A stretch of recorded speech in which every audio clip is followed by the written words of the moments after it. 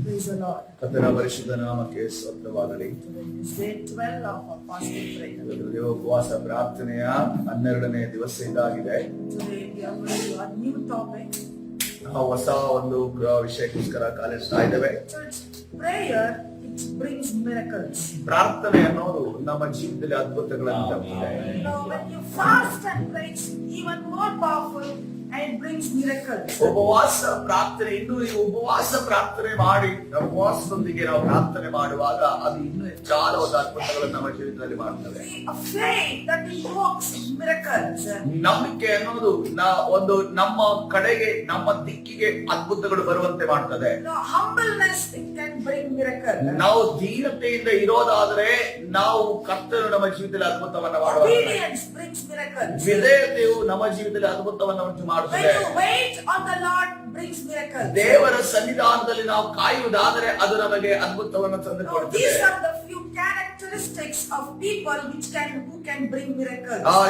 ಇದು ಈ ರೀತಿಯ ಒಂದು ವ್ಯಕ್ತಿತ್ವಗಳು ಅಥವಾ ಒಂದು ವಿಷಯಗಳು ಅಥವಾ ಆಲೋಚನೆಗಳು ಒಬ್ಬ ವ್ಯಕ್ತಿಯಲ್ಲಿ ಇರುವಂತದ್ದಾಗಿದೆ. ಇದು ನಮ್ಮ ಜೀವಿತದಲ್ಲಿ ಅದ್ಭುತವನ್ನ ತರುವಂತದ್ದಾಗಿದೆ. What else can bring miracles in our life? ನಮ್ಮ ಜೀವಿತದಲ್ಲಿ ಇನ್ನು ಯಾವ ಬೇರೆ ವಿಚಾರ ಅದ್ಭುತವನ್ನು ತರಲು ಸಾಧ್ಯತೆ ಇದೆ? If you read the Bible, ನೀವು ಸತ್ಯವೇದವನ್ನು the ಓದುವುದಾದರೆ Bible tells us if you give thanks to the Lord, ಸತ್ಯವೇದ ಹೇಳುತ್ತದೆ ನೀವು ದೇವರಿಗೆ ಕೃತಜ್ಞತಾ ಸ್ತುತಿಯನ್ನ ಮಾಡುವುದಾದರೆ your God brings even more miracles. ದೇವರು ಇನ್ನು ಹೆಚ್ಚಾದ ಅದ್ಭುತಗಳನ್ನ ನಿಮ್ಮ ಜೀವಿತದಲ್ಲಿ ತರುತ್ತಾರೆ. Hallelujah. Today's topic, ಇವತ್ತಿನ ದಿವಸದ ಈ ಒಂದು ವಿಷಯ ನೋಡುವಾಗ accessing miracles through thanksgiving. ನಾವು ಕೃತಜ್ಞತೆಯನ್ನು ಸಲ್ಲಿಸುವುದರ ಮುಖಾಂತರವಾಗಿ ಅದ್ಭುತಗಳನ್ನ ಹೊಂದಿಕೊಳ್ಳುವುದೆಂದು ನಾವು The Bible ನೋಡುತ್ತೇವೆ. says Jehoshaphat, he began to shout and praise the Lord and God did a miracle. ಯೋಷಾಫಾಟನು ಆತನು ಮತ್ತು ಇಸ್ರೇಲರ ಜೊತೆ ಗೂಡಿ ಸ್ತುತಿ ಆರಾಧನೆಯನ್ನು ಮಾಡುವಾಗ ಆತನ ಜೀವಿತದಲ್ಲಿ ಅದ್ಭುತ ನಡೆಯುತ್ತದೆ ನಾವು ನೋಡ್ತಾ You know, ಇದ್ದೇವೆ. Joshua and the Israelites, they began to shout at the name of the Lord and the Jericho fort fell down. ಯೆಹೋವನ ಕಾಲದಲ್ಲಿ ಯೆಹೋವನು ಮತ್ತು ಇಸ್ರೇಲರು ಸೇರಿ ಅವರು ಯೆರಿಕೋ ಕೋಟೆಯ ಮುಂದೆ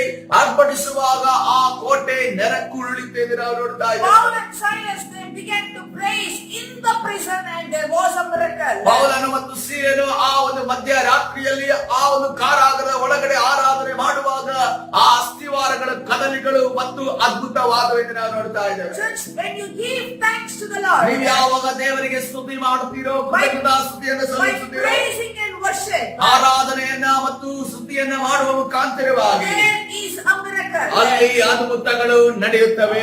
Psalm chapter 92 verses from 1 to 4. ಕೀರ್ತನೆ 92ನೇ ಅಧ್ಯಾಯ 1ರಿಂದ 4 ವಚನಗಳು. Let's read the word. ಈ ಸಮಯ ವಾಕ್ಯವನ್ನು ಓದಿಕೊಳ್ಳೋಣ. Psalm chapter 92 ಆ ಕೀರ್ತನೆ 92ನೇ ಅಧ್ಯಾಯ verses from 1 to 4. 1ರಿಂದ 4 ವಚನಗಳು. Let us read the ಈ word. ಸಮಯ ವಾಕ್ಯವನ್ನು ಓದಿಕೊಳ್ಳೋಣ. It is good to give thanks to the Lord, to sing praises to the Most High. It is good to proclaim your unfailing love in the morning, your love, your faithfulness in the evening, accompanied by a 10-string instrument, a harp and a melody of a lyre. You thrill me, O Lord, with all what you have done for me. I sing for joy because of what you have done. ಯೆಹೋವನೇ, ನಿನ್ನನ್ನು ಕೊಂಡಾಡುವುದು ಪರಾತ್ಪರನೇ, ನಿನ್ನ ನಾಮವನ್ನು ಕೀರ್ತಿಸುವುದು ಯುಕ್ತವಾಗಿದೆ. ವೀಣಾ ಸ್ವರ ಮಂಡಲಗಳಿಂದಲೂ ಕಿನ್ನರಿಯ ಘನ ಸ್ವರದಿಂದಲೂ ಹೊತ್ತಾರೆಯಲ್ಲಿ ನಿನ್ನ ಪ್ರೇಮವನ್ನು, ರಾತ್ರಿಯಲ್ಲಿ ನಿನ್ನ ಸತ್ಯತೆಯನ್ನು ವರ್ಣಿಸುವುದು ಉಚಿತವಾಗಿದೆ. ಯೆಹೋವನೇ, ನಿನ್ನ ಕ್ರಿಯೆಗಳಿಂದ ನನ್ನನ್ನು ಸಂತೋಷಪಡಿಸಿದಿ, ನಿನ್ನ ಕೆಲಸಗಳ ದೆಸೆಯಿಂದ ಉತ್ಸಾಹ ಧ್ವನಿ ಮಾಡುತ್ತೇನೆ. Hallelujah. Hallelujah. So today's message ಇವತ್ತಿನ ದಿವಸದ ಸಂದೇಶ is all about thanksgiving to Lord. ದೇವರಿಗೆ ಕೃತಜ್ಞತಾ ಸ್ತುತಿಯನ್ನ ಸಲ್ಲಿಸುವುದಾಗಿದೆ. Church, when you give thanks to God, ಯಾವಾಗ ನೀವು ದೇವರಿಗೆ ಕೃತಜ್ಞತಾ ಸ್ತುತಿ ಮಾಡುತ್ತೀರೋ, give access for the next miracle. ನೀವು ಇನ್ನೊಂದು ಅದ್ಭುತ ನಿಮ್ಮ ಒಂದು ಜೀವಿತಕ್ಕೆ ನಡೆದಕ್ಕೋಸ್ಕರವಾಗಿ ಬಾಗಿಲನ್ನು ತೆರೆಯುವವರಾಗಿರ್ತೀರಿ. The thanksgiving is an act of appreciation. ಈ ಕೃತಜ್ಞತಾ ಸ್ತುತಿ ಮಾಡುವುದಂದ್ರೆ ನಾವು ಇನ್ನೊಬ್ಬರನ್ನ ಪ್ರಶಂಸೆ ಮಾಡೋದ್ರಿಂದ ಅರ್ಥ. Church, thanksgiving can be done in all times, meaning in all tenses, past tense, present and in the future. ಈ ಕೃತಜ್ಞತಾ ಸ್ತುತಿ ಮಾಡುವುದು ಅನ್ನೋದು ಎಲ್ಲಾ ಕಾಲದಲ್ಲಿ ಮಾಡುವಂತ ವಿಚಾರವಾಗಿದೆ. ಅದು ಭೂತಕಾಲ ಇರಬಹುದು, ವರ್ತಮಾನ ಕಾಲದ, ಭವಿಷ್ಯತ್ ಕಾಲದಲ್ಲಿ ಮಾಡುವಂತಹ That ವಿಚಾರವಾಗಿದೆ. means it is an expression of gratitude for everything what God has done, what He's been doing and what He will do for us. ಅದರ ಅರ್ಥ ಏನಂತಂದ್ರೆ ನಾವು ಆತನು ದೇವರು ನಮ್ಮ ಜೀವಿತದಲ್ಲಿ ಮಾಡಿದಂತ ಉಪಕಾರ ಏನು ಮಾಡಿದ್ದಾನೋ, ಮಾಡುತ್ತಿದ್ದಾನೋ, ಮುಂದೆ ಏನು ಮಾಡುತ್ತಾನೋ ಅದಕ್ಕೆಲ್ಲದಕ್ಕೂ ನಾವು ಕೃತಜ್ಞತಾಸ್ತುತಿಯನ್ನು So ಸಲ್ಲಿಸುತ್ತಾರೆ. according to the scriptures, ದೇವರ ವಾಕ್ಯದ ಪ್ರಕಾರವಾಗಿ giving thanks to the Lord is a good thing in the sight of God. ದೇವರ ದೃಷ್ಟಿಯಲ್ಲಿ ನಾವು ಕೃತಜ್ಞತಾಸ್ತುತಿಯನ್ನು ದೇವರಿಗೆ ಸಲ್ಲಿಸುವುದು ಅದು ದೇವರ ಒಂದು ದೃಷ್ಟಿಯಲ್ಲಿ ಯುಕ್ತವಾಗಿದೆ. Any Christian who lacks this knowledge of giving thanks is at a disadvantage. ಯಾವುದೇ ಕ್ರೈಸ್ತರಿರ್ಬೋದು, ಈ ಒಂದು ಜ್ಞಾನ ಯಾರಿಗಿಲ್ವೋ, ತಿಳುವಳಿಕೆ ಯಾರಿಗಿಲ್ವೋ ಆತನು ಬಹಳ ಪ್ರಯೋಜನ ಅಥವಾ ಕೊರತೆಯನ್ನು ಹೊಂದುತ್ತಾನೆ. ಆತನಿಗೆ ಯಾವುದೇ ಪ್ರಯೋಜನವಿಲ್ಲ. I will try to show you what are the things that can bring thanksgiving and what can bring miracles in our life. ನಮ್ಮ ಜೀವಿತದಲ್ಲಿ ಯಾವುದು ಅದ್ಭುತಗಳನ್ನು ನಮಗೆ ತಂದು ಕೊಡುತ್ತದೆ, ಯಾವುದು ಅದ್ಭುತಗಳನ್ನು ನಮಗೆ ತಂದು ಕೊಡುತ್ತದೆ ಮತ್ತು ಯಾವುದು ಆಶೀರ್ವಾದಗಳನ್ನು ತಂದು ಕೊಡುತ್ತದೆ ಅನ್ನೋದನ್ನು ನಿಮಗೆ ತಿಳಿಸಿದೆ. You cannot separate thanksgiving, praise and worship. ಈ ಕೃತಜ್ಞತಾಸ್ತುತಿ ಅನ್ನೋದು, ಆರಾಧನೆ ಅನ್ನೋದು ಮತ್ತು ಸ್ತುತಿ ಅನ್ನೋದು ನಾವು ಒಂದಕ್ಕೊಂದು ಇದನ್ನ ಬೇರ್ಪಡಿಸಲು ಸಾಧ್ಯವಿಲ್ಲ. See, when there is thanksgiving to Lord, ನಾವು ಯಾವಾಗ ಕೃತಜ್ಞತಾಸ್ತುತಿಯನ್ನು ದೇವರಿಗೆ the ಸಲ್ಲಿಸುತ್ತೇವೆ, Holy Spirit leads us to praise and worship. ಪರಿಶುದ್ಧಾತ್ಮನು ನಮ್ಮನ್ನ ಸ್ತುತಿ ಮಾಡುವುದಕ್ಕೂ ಆರಾಧನೆ ಮಾಡುವುದಕ್ಕೂ ನಮ್ಮನ್ನು ನಡೆಸುತ್ತಾನೆ. So when people give you something, ಜನರು ನಿಮಗೆ ಏನಾದರೂ ಕೊಡುವಾಗ so how do you give thanks to them? ನೀವು ಅವರಿಗೆ ಯಾವ ರೀತಿಯಲ್ಲಿ ವಂದನೆಯನ್ನು ಸಲ್ಲಿಸುತ್ತೀರಿ? With just mere words. ನೀವು ಕೇವಲ ಒಂದು ಮಾತುಗಳಿಂದ ಅವರಿಗೆ ಹೇಳುತ್ತೀರಿ, Mind you can give or gift them. ಅಥವಾ ಅವರಿಗೆ ಒಂದು ಉಡುಗೊರೆಯನ್ನು ನೀವು ತಂದು ಕೊಡಬಹುದು. But how do you give thanks to the Lord? ಆದರೆ ದೇವರಿಗೆ ನೀವು ಯಾವ ರೀತಿಯಲ್ಲಿ ಕೃತಜ್ಞತಾಸ್ತುತಿಯನ್ನು By ಸಲ್ಲಿಸುತ್ತೀರಿ? praising and worship. ನೀವು ಆರಾಧನೆಯನ್ನು ಮಾಡುವುದರ ಮುಖಾಂತರ, ಸ್ತುತಿಯನ್ನ ಮಾಡುವುದರ ಮುಖಾಂತರ ಕೃತಜ್ಞತೆಯನ್ನ Just ಸಲ್ಲಿಸುವವರಾಗಿದ್ದೀರಿ. thanksgiving is a spiritual act, it is not a mental act. ಈ ಕೃತಜ್ಞತಾಸ್ತುತಿ ಅನ್ನೋದು ಇದು ಮಾನಸಿಕವಾಗಿ ಮಾಡುವಂತ ಕಾರ್ಯವಲ್ಲ, ಇದು ಒಂದು ಆತ್ಮಿಕವಾದ ಕಾರ್ಯವಾಗಿದೆ. Hallelujah. Hallelujah. Just today we are going to learn why some people they cannot give thanks to the Lord. ಇವತ್ತಿನ ದಿವಸ ಯಾಕೆ ಕೆಲವರು ಕೃತಜ್ಞತಾಸ್ತುತಿಯನ್ನ ಅಥವಾ ವಂದನೆಯನ್ನ ದೇವರಿಗೆ ಯಾಕೆ ಸಲ್ಲಿಸಲು ಅವರಿಗೆ ಆಗುತ್ತಿಲ್ಲ? Some people they don't even stand up in the presence of God and give their testimonies in the presence of God. ಕೆಲವರು ಈ ರೀತಿ ಇದ್ದಾರೆ, ಅವರು ದೇವರ ಸನ್ನಿಧಾನದಲ್ಲಿ ಬಂದು ಎದ್ದು ನಿಂತು ದೇವರಿಂದ ನನ್ನ ಜೀವಿತದಲ್ಲಿ ಈ ಅದ್ಭುತವನ್ನ ಮಾಡಿದ್ದಾನೆ ಎನ್ನುವ ಸಾಕ್ಷಿಯನ್ನು ಕೂಡ ಕೊಡೋದಿಲ್ಲ. Sometimes even we will be asking, brother, why didn't you give this testimony in the church? ಕೆಲವು ಬಾರಿ ನಾವು ಈ ರೀತಿಯಲ್ಲಿ ಕೇಳ್ತೇವೆ, ಈ ಸಾಕ್ಷಿ, ಈ ಅದ್ಭುತ ನಿಮ್ಮ ಜೀವಿತದಲ್ಲಿ ನಡೆದಿದೆಯಲ್ಲ, ಯಾಕೆ ನೀವು ನೀವು ಆಲಯದಲ್ಲಿ ನಿಂತು ಆ ಒಂದು ಸಾಕ್ಷಿಯನ್ನು ಹೇಳುತ್ತಿಲ್ಲ ಅಂತ They ಕೇಳ್ತೇವೆ. give me either of the two reasons. ಅವರ ಎರಡು ಕಾರಣದಲ್ಲಿ ಒಂದನ್ನು ಹೇಳುತ್ತಾರೆ. They will tell me like ಅವರು ಈ this. ರೀತಿಯಲ್ಲಿ ಹೇಳ್ತಾರೆ, Oh sister, I forgot. ಸಹೋದರಿ ನಾನು ಮರೆತು ಬಿಟ್ಟೆ ಎಂದು ಹೇಳ್ತಾರೆ. Otherwise they tell me I don't have the courage to stand up in the presence of God. ದೇವರ ಪ್ರಸನ್ನದಲ್ಲಿ ನಿಂತು ನನಗೆ ಸಾಕ್ಷಿ ಕೊಡುವುದಕ್ಕೆ ನನಗೆ ಧೈರ್ಯ ಇಲ್ಲ ಅಂತ ಹೇಳ್ತಾರೆ. Church today, what is your reason? ಸಭೆ, ನಿಮ್ಮ ಕಾರಣ ಏನಾಗಿದೆ? Sometimes you might forget what God has done in your life. ದೇವರು ನಿಮ್ಮ ಜೀವಿತದಲ್ಲಿ ಏನನ್ನು ಮಾಡಿದ್ದಾನೋ ಅದನ್ನು ನೀವು ಮರೆತು ಕೂತಿರಬಹುದು. Today I'm going to give you some of 3 reasons why people cannot testify God. ಇವತ್ತಿನ ದಿವಸ ನಾನು ನಿಮಗೆ 3 ಕಾರಣಗಳನ್ನು ಕೊಡುತ್ತೇನೆ, ಯಾವ ಕಾರಣಕ್ಕಾಗಿ ಒಬ್ಬ ವ್ಯಕ್ತಿ ಸಾಕ್ಷೀಕರಿಸುವುದಕ್ಕೆ ಸಾಧ್ಯವಾಗುವುದಿಲ್ಲ. Number 1, ಮೊದಲನೇದಾಗಿ ನೋಡುವಾಗ they don't think deeply about the miracles of God. ದೇವರ ಅದ್ಭುತಗಳ ವಿಚಾರವಾಗಿ ಆಳವಾಗಿ ಅವರು ಆಲೋಚನೆ ಮಾಡೋದಿಲ್ಲ. Since when you fail to think deeply about the miracles of God, ನೀವು ಅದ್ಭುತಗಳ ವಿಚಾರವಾಗಿ ನೀವು ಆಳವಾಗಿ ಯಾವಾಗ ಆಲೋಚನೆ ಮಾಡೋದಕ್ಕೆ ಸಾಧ್ಯವಾಗುವುದಿಲ್ಲ. you fail to thank God. ನೀವು ದೇವರನ್ನ ಕೃತಜ್ಞತೆಯನ್ನ ಸಲ್ಲಿಸುವುದಕ್ಕೆ, ವಂದನೆಯನ್ನ ಸಲ್ಲಿಸುವುದಕ್ಕೆ ಮರೆತು ಬಿಡುತ್ತೀರಿ. You know what the Bible says in Psalms 103 verse number 2? ಆ ಕೀರ್ತನೆ 103ನೇ ಅಧ್ಯಾಯ 2ನೇ ವಚನ ಏನನ್ನು ಹೇಳುತ್ತದೆ ಗೊತ್ತಾ? Bless the Lord, O my soul, forget not all his benefits. ನನ್ನ ಮನವೇ ಯೆಹೋವನನ್ನೇ ಕೊಂಡಾಡು, ಆತನ ಉಪಕಾರಗಳಲ್ಲಿ ಒಂದನ್ನು ಮರೆಯಬೇಡ. The Bible, it's a command, it says don't forget the benefits, the blessings that you have received from the Lord. ಸತ್ಯವೇದ ಅದೊಂದು ಆಜ್ಞಾರೂಪವಾಗಿ ಹೇಳ್ತಾ ಇದೆ, ದೇವರು ಮಾಡಿದಂತ ಉಪಕಾರಗಳಲ್ಲಿ ಒಂದನ್ನು ಮರೆಯಬೇಡ ಅನ್ನೋದನ್ನು ಹೇಳ್ತಾ ಇದೆ. Such a deep thinking triggers you to a deep worship. ನಿಮ್ಮನ್ನ ಆ ಒಂದು ಅದ್ಭುತ ವಿಚಾರವಾಗಿ ಆಳವಾದ ಆಲೋಚನೆ ನಮ್ಮನ್ನ ಆಳವಾಗಿ ಆರಾಧನೆ ಮಾಡುವಂತೆ ನಡೆಸುತ್ತದೆ. So now how to think about the miracles of God? ನೀವು ಅದ್ಭುತದ ವಿಚಾರವಾಗಿ ಯಾವ ರೀತಿಯಲ್ಲಿ ಆಲೋಚನೆ ಮಾಡೋದು? Number 1, ಮೊದಲನೇದಾಗಿ think about what God has done for you. ದೇವರು ನಿಮಗೋಸ್ಕರ ಏನನ್ನ ಮಾಡಿದ್ದಾನೋ ಅದನ್ನ ಆಲೋಚನೆ ಮಾಡಿ. Think about from where, from what position, what place God has picked you from. ನೀವು ಆಲೋಚನೆ ಮಾಡ್ರಿ, ನೀವು ಯಾವ ಸ್ಥಿತಿಯಲ್ಲಿದ್ರಿ, ಯಾವ ಸ್ಥಿತಿಯಿಂದ ಕರ್ತನು ನಿಮ್ಮನ್ನು ಎತ್ತಿ ತಂದಿದ್ದಾನೆ ಅನ್ನೋದನ್ನ ಆಲೋಚನೆ ಮಾಡಿ. Think about what difficulties God has helped you. ದೇವರು ಎಂತ ಕಷ್ಟಗಳ ಮಧ್ಯದಲ್ಲಿ ನೀವು ಇರುವಾಗ ದೇವರು ಸಹಾಯ ಮಾಡಿದ್ದಾನೆ ಅನ್ನೋದನ್ನ ಆಲೋಚನೆ Think ಮಾಡ್ರಿ. about the times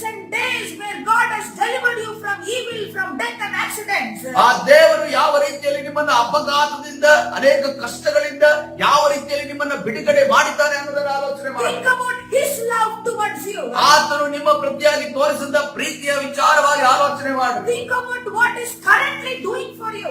ನಿಮಗೋಸ್ಕರ ದೇವರು ಈಗ ಏನು ಮಾಡ್ತಿದ್ದಾನೆ ಅನ್ನೋದನ್ನ ಅದನ್ನ ಆಲೋಚನೆ ಮಾಡಿ. Think about what God will do for you. ದೇವರು ಮುಂದಿನ ದಿನಮಾನಗಳಲ್ಲಿ ನಿಮಗೆ ದೇವರು ಮಾಡುವಂತ ಕಾರ್ಯಗಳನ್ನು ನೆನಪಿಸಿಕೊಳ್ಳಿ. Church, when you think about all these things, ಈ ಎಲ್ಲಾ ವಿಚಾರಗಳನ್ನು ನೀವು ನೆನಪಿಸುವಾಗ Holy Spirit will lead you to worship, give thanks and praise the Lord. ಪರಿಶುದ್ಧಾತ್ಮನು ನಿಮಗೆ ಆರಾಧನೆಯನ್ನು ಮಾಡಬೇಕು, ಸ್ತುತಿಯನ್ನು ಮಾಡಬೇಕು, ಕೃತಜ್ಞತೆಯನ್ನು ಸಲ್ಲಿಸುವುದಕ್ಕೂ ಕರ್ತನು ನಿಮ್ಮನ್ನ ನಡೆಸುತ್ತಾನೆ. Hallelujah. Many nowadays you have prayed for many things. ಈ ದಿನಮಾನಗಳಲ್ಲಿ ಉಪವಾಸದ ಸಂದರ್ಭದಲ್ಲಿ ಅನೇಕ ವಿಚಾರಗಳಿಗೋಸ್ಕರ ನೀವು ಪ್ರಾರ್ಥನೆ And you ಮಾಡಬಹುದು. are waiting to receive the miracle.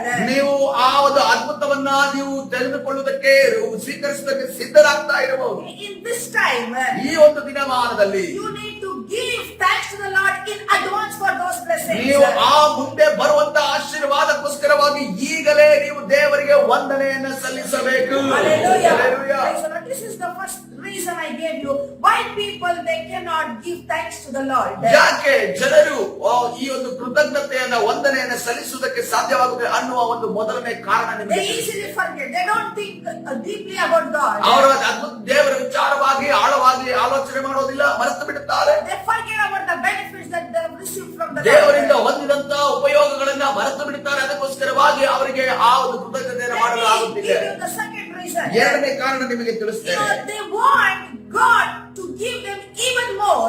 ಅವರಿಗೆ ದೇವ ಇನ್ನು ಹೆಚ್ಚಾಗಿ ಇರಬೇಕು. ಅವರಿಗೆ ಇನ್ನೂ ಹೆಚ್ಚಾಗಿ ಅವರಿಗೆ ಪಡೆದುಕೊಳ್ಳಬೇಕೆನ್ನುವಂತ ಅವರಿಗೆ ಆಸೆ ಇರುತ್ತದೆ. Many people ಅನೇಕ ಜನರು they want even more from God. ದೇವರಿಂದ ಇನ್ನೂ ಹೆಚ್ಚಾಗಿ ಪಡೆದುಕೊಳ್ಳಬೇಕೆಂಬ ಆಲೋಚನೆ ಅವರಲ್ಲಿ They ಇರುತ್ತದೆ. are not satisfied for what they have already received. ದೇವರು ತನಗೇನು ಕೊಟ್ಟಿದ್ದಾನೋ ಅದರಲ್ಲಿ ತೃಪ್ತಿ ಅವರಿಗಿಲ್ಲ.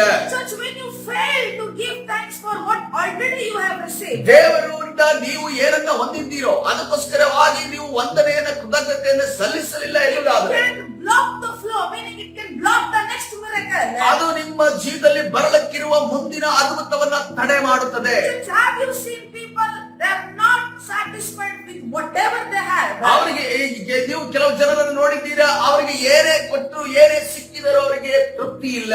In 2 weeks before, 2 ವಾರಗಳ ಹಿಂದೆ you know, a lady sister, she came to me. ಒಬ್ಬ ಸಹೋದರಿ ನನ್ನ ಬಳಿಗೆ ಬಂದರು. She told me like this. ಅವರು ಈ ರೀತಿಯಲ್ಲಿ ಹೇಳಿದರು, She gave her present problem that she's going through. ಆಕೆ ಯಾವ ಸಮಸ್ಯೆಯಿಂದ ಈಗ ಆಗ ಹೋಗುತ್ತಿದ್ದಾಳೋ ಅದರ ವಿಚಾರವಾಗಿ ನನಗೆ You know, I ಹೇಳಿದರು. was trying to give her encouragement by inspiring through the words of God. ದೇವರ ವಾಕ್ಯದಿಂದ ಅವರನ್ನ ಉತ್ತೇಜನ ಪಡಿಸುವುದಕ್ಕೋಸ್ಕರ ನಾನು ಪ್ರಾರಂಭಿಸಿದೆ. You know, she told me like this. ಆಕೆ ಈ ರೀತಿಯಲ್ಲಿ ಹೇಳಿದ್ರು, I don't know why problems are coming like this.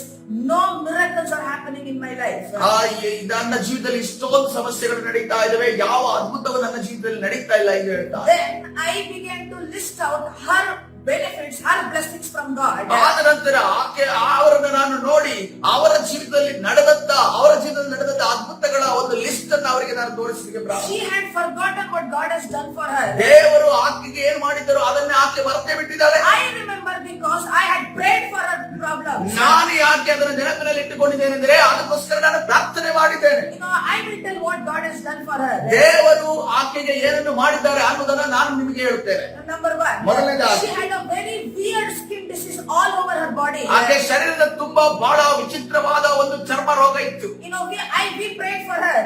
ಅದಕ್ಕೋಸ್ಕರವಾಗಿ ನಾವು ಪ್ರಾರ್ಥನೆ ಮಾಡಿದ್ವಿ. Miraculously, in one prayer, God healed all that weird ದೇವರು skin ಒಂದೇ disease. ಪ್ರಾರ್ಥನೆಯಲ್ಲಿ ಆ ದೇಹದಲ್ಲಿ ಇದ್ದಂತ ಎಲ್ಲಾ ಚರ್ಮ ರೋಗವನ್ನ ತೆಗೆದುಹಾಕಿ ಬಿಡುಗಡೆಯನ್ನ ಕೊಟ್ಟರು. She forgot. ಆಕೆ ಅದನ್ನು ಮರೆತು ಬಿಟ್ಟಿದ್ದಾಳೆ. I remember. ನಾನು ಅದನ್ನು ನೆನಪಿನಲ್ಲಿ I ಇಟ್ಟುಕೊಂಡಿದ್ದೇನೆ. reminded her of the second blessing. ಎರಡನೇ ಅದ್ಭುತ ಆಕೆ ಜೀವಿತದಲ್ಲಿ ಏನ್ ನಡೀತು ಅದನ್ನ ನಾನು In ನೆನಪಿಸಿದೆ. her house, ಆಕೆ ಮನೆಯಲ್ಲಿ she had a demonic problem. ಆಕೆ ಒಂದು ಸೈತಾನನ ಕಾರ್ಯಗಳು ಆಕೆ ಮನೆಯಲ್ಲಿ ನಡೀತಾ ಇತ್ತು. During the night time, she used to hear weird demonic sounds. ರಾತ್ರಿಯ ಸಮಯದಲ್ಲಿ ಒಂದು ಬೇರೆ ವಿಚಿತ್ರವಾದ ಶಬ್ದಗಳು ಆಕೆ ಮನೆಯಲ್ಲಿ That was ಕೇಳಿಸಿಕೊಳ್ಳುತ್ತಿದ್ದವು. happening since 10 years in her house. ಆಕೆ ಮನೆಯಲ್ಲಿ ಇದು 10 ವರ್ಷದಿಂದ ನಡೆದುಕೊಂಡು ಬಂದಿದೆ. Pastor prayed just in phone. ಸೇವಕರು ಫೋನಲ್ಲಿ ಪ್ರಾರ್ಥನೆ ಮಾಡಿದರು. From that day onwards, ಆ ದಿನದಿಂದಲೇ even till today, ಇವತ್ತಿನ ದಿನದವರೆಗೂ there is no that demonic problem. ಆ ಒಂದು ಸೈತಾನನ ಯಾವುದೇ ಕಾರ್ಯಗಳು ಶಬ್ದಗಳು ಅವರ ಮನೆಯಲ್ಲೇ ಇಲ್ಲ.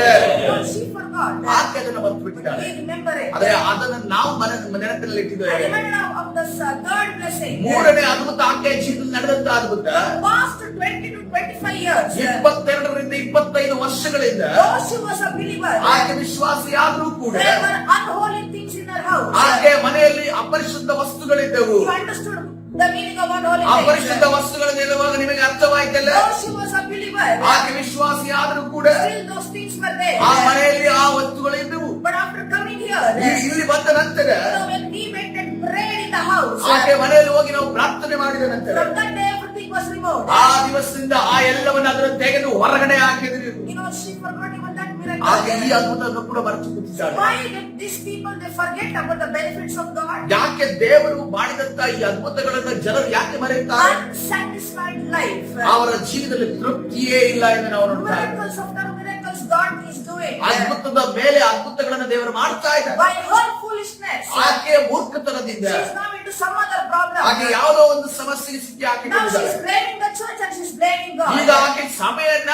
ಮತ್ತು ದೇವರನ್ನ ದೂಷಿಸುತ್ತಿದ್ದಾಳೆ. I was asking her, ನಾನು ಆಕೆಗೆ ಈ ರೀತಿಯಲ್ಲಿ ಕೇಳಿದೆ, our God is Jesus. ನಮ್ಮ ದೇವರು ಯೇಸು ಆಗಿದ್ದಾನೆ. He is a rock tower in our ಆತನು life. ನಮ್ಮ ಜೀವಿತದಲ್ಲಿ ಬಂಡೆ ಆಗಿದ್ದಾನೆ. Thinking that he is our rock. ಆತನು ನಮ್ಮ ಬಂಡೆ ಎಂದು ನಿಂತ್ಕೊಂಡು ಆಲೋಚನೆ ಮಾಡಿಕೊಂಡು If I go and fall on the rock, ಆ ಬಂಡೆಗೆ ಹೋಗಿ ತಲೆಯನ್ನು ಚಚ್ಚಿಕೊಂಡರೆ what will happen to me?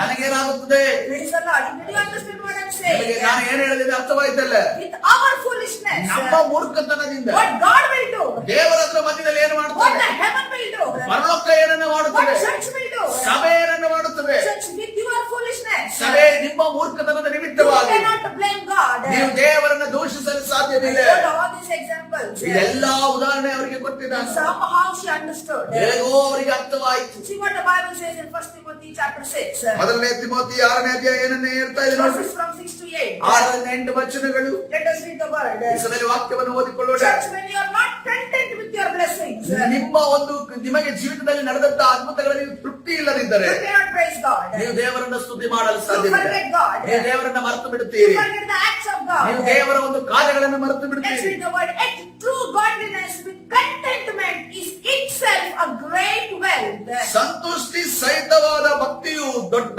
ಲಾಭವೇ ಸರಿ. Hallelujah. So when Hallelujah. you are satisfied, it is a profit, it is an asset. ನಿಮಗೆ ಯಾವಾಗ ನೀವು ತೃಪ್ತರಾಗ್ತೀರೋ ಅದು ನಿಮಗೆ ಒಂದು ಆಸ್ತಿಯಾಗಿರುತ್ತದೆ, ಅದು ನಿಮಗೆ ಲಾಭವಾಗಿರುತ್ತದೆ. After all, we brought nothing with us when we came into the world, and we can't take anything with us when we leave it. ನಾವು ಲೋಕದೊಳಗೆ ಏನು ತಕ್ಕೊಂಡು ಬರಲಿಲ್ಲವಷ್ಟೇ, ಅದರೊಳಗಿಂದ ಏನು ತಕ್ಕೊಂಡು ಹೋಗಲಾರೆವು. That's why Job praised God. ಅದಕ್ಕೋಸ್ಕರವಾಗಿ ಯೋಬನು ದೇವರಿಗೆ ಸ್ತುತಿ ಮಾಡಿದನು. When he had from God, he praised God. ಆತನು ಇದ್ದಂತ ಸಮಯದಲ್ಲಿ ಆತನ ಬಳಿ ಏನ ಇತ್ತೋ ಆ ಸಮಯದಲ್ಲಿ ದೇವರನ್ನ ಸ್ತುತಿ When ಮಾಡಿದನು. it was taken away, then also he praised ಆತನಲ್ಲಿ God. ಇದ್ದದನ್ನ ಎಲ್ಲಿ ಯಾವಾಗ ತೆಗೆಯಲ್ಪಟ್ಟಾಗ ಆವಾಗಲೂ ಕೂಡ ಆತನ ಸ್ತುತಿ ಮಾಡಿದನು. Hallelujah. Hallelujah. What's number 8? So Yes. if we have enough food and clothing, let us be content. 8ನೇ ವಚನ ಈ ರೀತಿಯಲ್ಲಿ ಹೇಳಿದ್ರೆ, ನಮಗೆ ಅನ್ನ ವಸ್ತ್ರಗಳಿದ್ದರೆ ಸಾಕು. Hallelujah. Hallelujah. Church, when you don't have contentment in your life, you cannot praise God. ಸಭೆಗೆ ನಮಗೆ ಯಾವಾಗ ತೃಪ್ತಿ ಇರೋದಿಲ್ಲೋ ಆವಾಗ ದೇವರನ್ನ ನಾವು ಸ್ತುತಿಸಲು So ಸಾಧ್ಯವಿಲ್ಲ. when you're satisfied, ನಾವು ಯಾವಾಗ that ತೃಪ್ತರಾಗ್ತೇವೋ comes out as praise and worship. ಅದು ಆ ಸ್ತುತಿ ಆರಾಧನೆಯಾಗಿ ನಮ್ಮ ಒಳಗಡೆಯಿಂದ ಹೊರಗಡೆ I ಬರುತ್ತದೆ. believe this word is speaking to your individual life. ನಾನು ನಂಬುತ್ತೇನೆ ಇವತ್ತಿನ ದಿವಸ ವೈಯಕ್ತಿಕವಾಗಿ ದೇವರು ನಿಮ್ಮ ಜೊತೆ ಮಾತನಾಡುತ್ತಿದ್ದಾನೆ. So number 3, ಮೂರನೇದಾಗಿ, why people cannot give thanks to the Lord?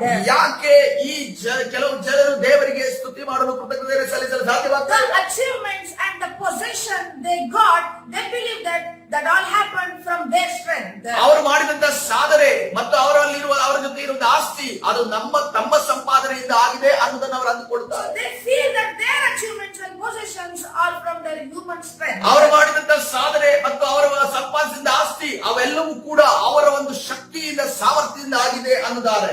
But church, when you see God as the source of your strength and God as the strength of your life, that motivates you to give thanks to the Lord.